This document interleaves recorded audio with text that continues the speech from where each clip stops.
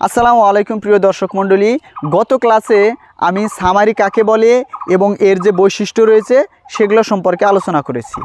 আজকে আমরা মূলত সামারি লেখার যে ধাপ রয়েছে সেই ধাপগুলো শিখব।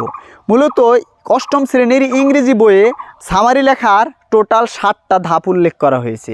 এই 7টার মধ্যে প্রথম যে ধাপ রয়েছে সেটা হচ্ছে মূল টেক্সটটা ভালো করে পড়তে হবে, অর্থাৎ মনোযোগ সহকারে পড়তে হবে এবং মনোযোগ সহকারে পড়ার সময় মূল যে পয়েন্ট রয়েছে সেগুলো আলাদা করতে হবে এবং সাপোর্টিং যে আইডিয়া রয়েছে সেগুলো আলাদা করতে হবে।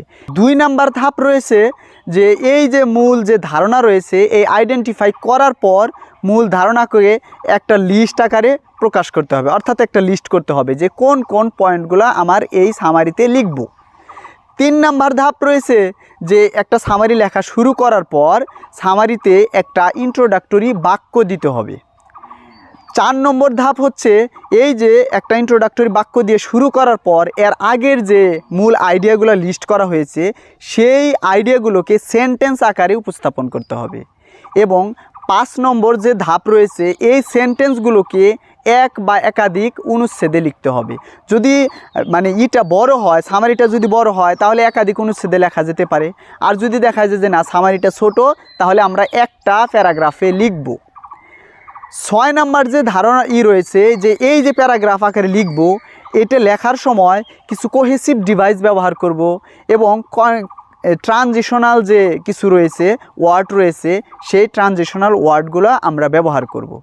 এবং সর্বশেষ সামারি লেখার যে সর্বশেষ এবং 7 নাম্বার যে ধাপ রয়েছে সেই ধাপে কি করতে হবে, এই যে সামারিটা লেখার পর দেখতে হবে যে আমার স্পেলিং ঠিক আছে কিনা, বাক্যের স্ট্রাকচার ঠিক রয়েছে কিনা এবং আমি যে ধারণাগুলো লিখতে চেয়েছি সেগুলো লেখা ঠিক আছে কিনা।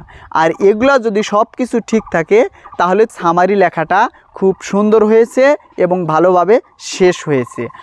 আমি আশা করি যে এই ভিডিও দেখার পর সামারি কিভাবে লিখতে হবে সেটা আপনি সম্পূর্ণভাবে ভালো করে বুঝতে পেরেছেন।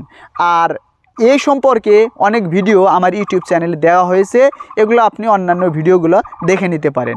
আর আজকের ভিডিওটা কেমন লাগলো অবশ্যই জানাবে, ভালো লেগে থাকলে অবশ্যই একটা সুন্দর কমেন্ট করবে এবং আমার ইউটিউব চ্যানেল সাবস্ক্রাইব করে পাশে থাকবে। আজকের মতো এখানে শেষ করতেছি। আসসালামু আলাইকুম।